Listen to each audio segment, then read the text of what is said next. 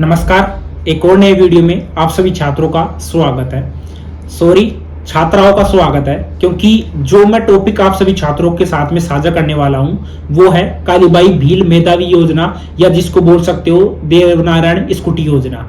अब इसके लिए फॉर्म आपके कब से भरे जाएंगे? देखो, आपके फॉर्म 2024 में स्टार्ट होंगे। उससे पहले आप सभी छात्राओं को, ठीक है, सभी छात्राओं को एक तरीके से ये वीडियो है वो मैं प्रोवाइड करवा रहा हूं। इस वीडियो में जितनी भी जानकारी है वो मैं सब कुछ यहाँ पर क्लियर करूंगा। साथ में फॉर्म कैसे भर सकते हो, डॉक्यूमेंट्स आपके क्या क्या लगने वाले हैं, फॉर्म की जो डेट रहेगी, डेट आपकी क्या रहेगी, जो एक तरीके से सिलेक्शन की जो प्रक्रिया है वो आपको पूरी मैं क्लियर करके बताऊंगा। ठीक है, जितनी भी जो चीजें हैं वो एक एक पॉइंट के साथ में स्टेप बाय स्टेप यहाँ पर लेते हुए चलेंगे। ठीक है, काफी इंपॉर्टेंट वीडियो आप सभी छात्राओं के लिए होने वाला है, क्योंकि यहाँ पर बोझ का कोई काम नहीं है। अगर आप इस वीडियो को देख भी रहे हो तो आप किसी भी मतलब कि आपके घर में अगर कोई गर्ल्स है, अभी फिलहाल 10th में है या 12th में है, तो उनको ये वीडियो शेयर कर सकते हो। देखो, जब ये मेरा वीडियो अभी फिलहाल मैं बना रहा हूं, अगर अभी किसी स्टूडेंट ने देख लिया है तो अच्छी बात है, क्योंकि अभी तक आपकी जो आरबीएसई बोर्ड के हैं रिजल्ट है वो नहीं आ पाए हैं, सीबीएसई बोर्ड के रिजल्ट है वो आ चुके हैं। साथ ही में जब आपके रिजल्ट आएंगे जो कि 20 मई के बाद में आ जाएंगे, अगर उसके बाद में आप इस वीडियो को देख रहे हो तो काफी इंपॉर्टेंट वीडियो आप सभी छात्राओं के लिए होने वाला है। ठीक है, साथ ही में यहाँ पर रेगुलर स्टूडेंट्स की बात होने वाली है। यहाँ पर जो नॉन कॉलेजिएट जो स्टूडेंट है वो एक तरीके से एलिजिबल नहीं है। यहाँ पर सीबीएसई बोर्ड, आरबीएसई बोर्ड, साथ में ऑल कैटेगरी की जो छात्राएं हैं वो ये फॉर्म भर सकती है। ठीक है, लास्ट ईयर की बात करते हैं। लास्ट ईयर जो फॉर्म स्टार्ट हुए थे वो आपके मतलब कि 1 जुलाई से स्टार्ट हो गए थे। 1 जुलाई से लेकर 31 जुलाई तक फॉर्म चले थे और उसके बाद में और भी डेट आगे बढ़ाई गई थी। ठीक है, अब यहां पर मैं क्लियर करूंगा कि आप इसके लिए फॉर्म है वो कब से भर सकते हो। देखो, सबसे पहले मैं क्लियर कर दूं, जो ये कालीबाई भील मेधावी स्कूटी योजना है वो एक तरीके से जो मेधावी स्टूडेंट है, जो छात्राएं हैं, उनको एक तरीके से फ्री में स्कूटी दी जाती है। कुछ छात्राएं ऐसी रहती है जिनको स्कूटी नहीं मिलती, पैसे मिलते हैं। वो पैसे कितने मिलते हैं वो भी मैं यहाँ पर क्लियर करूंगा। अभी आपके फोरम है, देखो फोरम आपके जितने मतलब कि हर साल क्या रहता है, फोरम आपके जुलाई में स्टार्ट हो जाते हैं। तकरीबन मैं आपको क्लियर करूं तो जुलाई के फर्स्ट वीक में आपके फोरम है वो स्टार्ट हो जाएंगे। ठीक है, अब काफी छात्राओं को एक कमेंट आएगा कि अगर हमारे फोरम जुलाई में स्टार्ट हो जाएंगे तो हम एडमिशन तो नहीं ले पाएंगे। देखो, एडमिशन अगर आपके लेट स्टार्ट हो रहे हैं तो कोई दिक्कत नहीं है। ये फोरम आपका बहुत दिनों तक, यानी तकरीबन 2 से 3 महीनों तक ये फोरम है वो चलता है। आप आसानी से इसके लिए एक तरीके से अप्लाई कर पाओगे। अब इसके लिए जो फॉर्म है वो ऑल कैटेगरी की जो छात्राएं हैं वो भर सकती है, यानी SC, ST, OBC, MBC, EWS, general, SBC. ठीक है, सभी कैटेगरी की जो छात्राएं हैं वो भर सकती है। यहाँ पर जो आपका एडमिशन है वो रेगुलर होना चाहिए, चाहे फिर वो सीबीएसई बोर्ड से अगर आपने 12th पास की है या आपने आरबीएसई से की है, वो मैटर यहाँ पर नहीं करता। ठीक है, सीटों का भी मैं क्लियर करूंगा कि जो कितनी % सीटों पर एक तरीके से स्कूटी दी जाएगी सीबीएसई बोर्ड वालों को, साथ में जो आरबीएसई बोर्ड वाली छात्राएं हैं उनको कितनी % पर यहाँ पर स्कूटी दी जाएगी वो भी मैं क्लियर करूंगा, तो थोड़ा पेशेंस रखें। ठीक है, अब यहाँ पर मैंने जो कैटेगरी है वो मैंने क्लियर कर दिया कि ऑल कैटेगरी की जो स्टूडेंट है वो यहाँ पर अप्लाई कर सकती है। उसी के बाद में यहाँ पर योग्यता की बात करते हैं। देखो, इसमें सीबीएसई बोर्ड की जो छात्राएं हैं वो भी अप्लाई कर सकती है, आरबीएसई बोर्ड की जो छात्राएं हैं वो भी अप्लाई कर सकती है। सीबीएसई बोर्ड के लिए आपकी जो परसेंटेज है, यानी 12th में आपकी परसेंटेज है वो आपकी 75 या 75 से अबव आपकी होनी चाहिए। बात करें आरबीएसई राजस्थान बोर्ड की, तो राजस्थान बोर्ड में अगर आपने 12th पास की है, जिन भी छात्राओं ने 12th पास की है, तो आपकी परसेंटेज है वो आपकी 65% है, उससे अबव आपकी होनी चाहिए। जो 10th की छात्राएं हैं, अगर इस वीडियो को 10th की छात्राएं भी देख रही है तो आपके लिए भी इंपॉर्टेंट रहेगा, वो भी मैं क्लियर करूंगा। ठीक है, अब नेक्स्ट बात करते हैं डॉक्यूमेंट्स इसके लिए क्या क्या लगते हैं। वो डॉक्यूमेंट्स भी यहाँ पर मैं आप सभी छात्राओं को क्लियर करूंगा। ठीक है, उससे पहले मैं क्लियर कर दूं, इसमें अगर आप गवर्नमेंट कॉलेज में एडमिशन ले रहे हो या आप प्राइवेट कॉलेज में एडमिशन ले रहे हो तो आप इसके लिए एलिजिबल हो, आप जो फॉर्म है वो आप भर सकते हो। ठीक है, लेकिन आप रेगुलर होने चाहिए। ठीक है, उसी के बाद में नेक्स्ट जो आपको क्लियर करने जा रहा हूं वो है आपके डॉक्यूमेंट्स। देखिए, जो डॉक्यूमेंट्स है वो काफी ज्यादा इंपॉर्टेंट है। जितने भी मैं डॉक्यूमेंट्स आपको यहाँ पर मैं बताऊंगा उनके बारे में आपको अच्छे से ध्यान में रखना है, क्योंकि जब आप फॉर्म भरोगे तो ये डॉक्यूमेंट्स आपके चाहिए होंगे। उससे पहले आपको क्लियर कर दूं, यहाँ पर जो आपकी आय सीमा है, यानी कि परिवार की जो आय है वो आपकी 2.5 लाख से अबव नहीं होनी चाहिए। साथ ही में आपका जो आय प्रमाण पत्र है वो भी आपका बना हुआ होना चाहिए।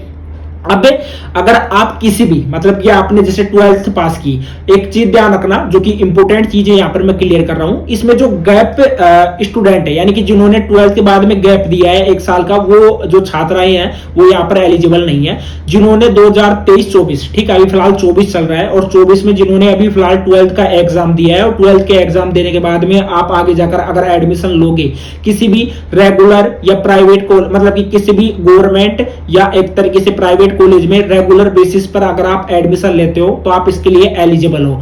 अगर आपने जैसे 2023 में 12th पास की है और आप 2024 में अगर कालीबाई भील मेधावी योजना के लिए एक तरीके से फॉर्म है वो निकलते हैं तो आप इसके लिए अप्लाई नहीं कर पाओगे, आप एलिजिबल नहीं हो। ठीक है, जब आपके लिए गाइडलाइंस जारी की जाएगी, नोटिफिकेशन जारी किया जाएगा तो उसमें ये सब कुछ मेंशन रहेगा। ठीक है, लेकिन उससे पहले ये सब कुछ मैं आप सभी छात्राओं को क्लियर कर रहा हूं। आपके जो डॉक्यूमेंट्स है, डॉक्यूमेंट्स में आपकी फीस की रिसिप्ट, ठीक है, फीस की रिसिप्ट आपको आपके कॉलेज से मिल जाएगी, जितनी भी आपकी फीस रहती है फीस की रिसिप्ट आपको कॉलेज से मिल जाएगी। नेक्स्ट आपका है आईडी कार्ड हो गया, आपका मूल निवास हो गया, जाति प्रमाण पत्र हो गया। ध्यान रखना आपका जाति प्रमाण पत्र है वो 6 मंथ से पुराना नहीं होना चाहिए। अगर आपका पुराना है तो आप अपडेट करवा लेना। अगर आपके मार्कशीट में नाम आपका अलग है, आपके आधार कार्ड में नाम अलग है, तो ये जो नाम है वो भी आप अपडेट करवा लेना। इसमें काफी ज्यादा मिसमैच होता है और देखने को भी मिलता है। ठीक है, नेक्स्ट है आधार कार्ड हो गया, आय सीमा मैंने क्लियर कर दिया है। ठीक है, उसी के बाद में आपकी बैंक की पासबुक, ठीक है, बैंक की पासबुक आपकी होनी चाहिए, वो बैंक की पासबुक भी आपकी लगने वाली है। और देखो लास्ट ईयर की बात करें, आपको पता है लास्ट ईयर कांग्रेस सरकार थी और कांग्रेस सरकार में जो हमारे पूर्व जो मुख्यमंत्री थे अशोक गहलोत जी, उनके द्वारा लगातार घोषणा लगातार करे जा रहे थे, उनको खुद को नहीं पता था कितनी घोषणा वो कर चुके थे।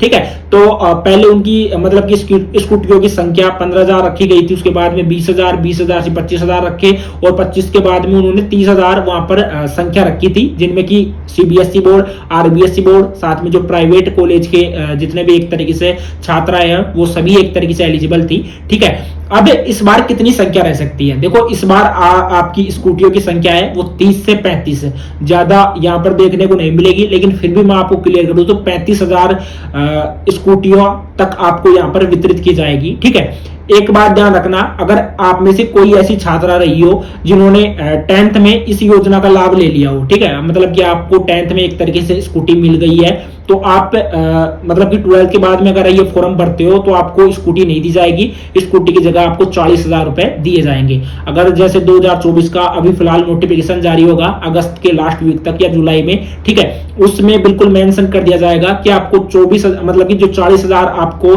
पैसे दिए जाएंगे उनकी संख्या अगर 45,000 की जाती है सरकार के द्वारा या 50,000 की जाती है, वो उनके ऊपर डिपेंड करता है। ठीक है, फॉर्म आप एसएसओ आईडी के माध्यम से ये फॉर्म है वो आप भर सकते हो। नेक्स्ट बात करते हैं कि कौन कौन सी कैटेगरी के स्टूडेंट है वो अप्लाई कर पाएंगे, जैसे मतलब कि कौन कौन से कोर्सेज के लिए, कौन कौन से कोर्सेज के लिए। देखो इसमें BA, BSc, BCom, BBA, BCA ये स्टूडेंट यहां पर अप्लाई कर पाएंगे। बीएड के जितने भी स्टूडेंट है, बीए बीएड हो गया, बीएससी बीएड हो गया, वो स्टूडेंट यहां पर अप्लाई कर पाएंगे। साथ ही में जो एमबीबीएस की जितने भी छात्राएं हैं, मतलब कि जितनी भी छात्राएं स्टूडेंट्स का मतलब आप छात्राओं से समझना, क्योंकि यहाँ पर बोझ का कोई काम नहीं है। ठीक है, एमबीबीएस की छात्रा होगी, ठीक है, आईआईटी की छात्रा हो गई, ठीक है, उसी के बाद में अगर आपने जैसे बीबीएम कर रखा है, बीसीए कर रखा है, बीडीएस कर रखा है, बीएचएमएस कर रखा है, बीएएमएस कर रखा है, मतलब कर रखा नहीं है मतलब कि करोगे तो आप इसके लिए एलिजिबल हो। साथ में कोई लो का कोर्स करोगे तो भी आप इसके लिए एलिजिबल हो, आप जो फॉर्म है वो लगा सकते हो। यानी कि इन कोर्सेज में जो स्टूडेंट एडमिशन लेगा 2024 में वो सभी यहाँ पर एक तरीके से एलिजिबल रहेगा। ठीक है, साथ ही में डॉक्यूमेंट्स का आप सभी छात्राएं ध्यान रखना, डॉक्यूमेंट्स आपके अपडेटेड होने चाहिए। आप अगर अभी फिलहाल आपके पास में टाइम है, अगर अभी भी आपके डॉक्यूमेंट्स में कोई दिक्कत है, जैसे डीओबी में दिक्कत है या आपके नाम में दिक्कत है, मदर नेम में दिक्कत है या आपकी ठीक है फादर नेम में दिक्कत है, तो आप जो अपडेट है वो करवा सकते हो। ठीक है, उसी के बाद में यहाँ पर मैंने 10th के लिए क्लियर कर दिया है, यानी कि उनको 40,000 रुपए दिया जाएगा। साथ ही में 2 से 3 महीनों के बाद अब यहाँ पर सिलेक्शन प्रक्रिया है वो क्या रहेगी, देखो 2 से 3 महीने के बाद में आपकी एक अस्थायी सूची है वो जारी की जाएगी। अस्थायी सूची में आपकी जो भी इंफॉर्मेशन है, आपके डॉक्यूमेंट्स है वो चेक किए जाएंगे। आप खुद भी चेक कर सकते हो, जो भी आपका डिटेल्स वगैरह रहता है, आपकी मार्कशीट है और भी जो चीजें हैं, नाम है, पता है, वो आप देख लेना, ठीक है। उसी के बाद में आपके डॉक्यूमेंट्स चेक होंगे। डॉक्यूमेंट्स के बाद में एक अंतरिम सूची है वो आपकी जारी की जाएगी। उसमें आप फिर से चेक कर सकते हो, अगर आपने जैसे और भी किसी स्कॉलरशिप के लिए अप्लाई कर दिया है, जैसे आपने समाज कल्याण विभाग की स्कॉलरशिप के लिए अप्लाई कर दिया है या आपने सीएम स्कॉलरशिप के लिए अप्लाई कर दिया है, तो ये चीजें आप चेक कर पाओगे, ठीक है। तो वो अंतरिम सूची रहेगी, उसमें भी आप देख पाओगे। उसके बाद में आपकी फाइनल मेरिट लिस्ट आएगी, ठीक है। अब ये ध्यान रखना, यहाँ पर जैसे 65% और 75% मैंने परसेंटेज यहाँ पर मैंने आप सभी छात्राओं को बताई है, तो ये ध्यान रखना कि इतनी परसेंटेज पर आपको स्कूटी नहीं मिलेगी, यहाँ पर आपकी मेरिट आएगी।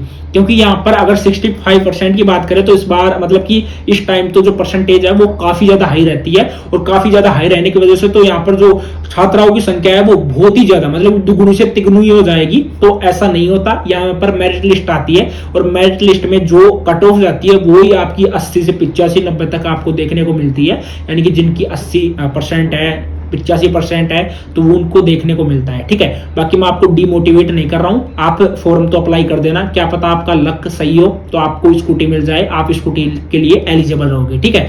जब आपकी एक तरीके से कंपनीज में जो स्कूटी आ जाएगी, स्कूटी के साथ में आपको इंश्योरेंस का मैसेज है वो आपको मिल जाएगा। मिलने के बाद में आपको, ठीक है, पासबुक वगैरह है वो आपको मिल जाएगी।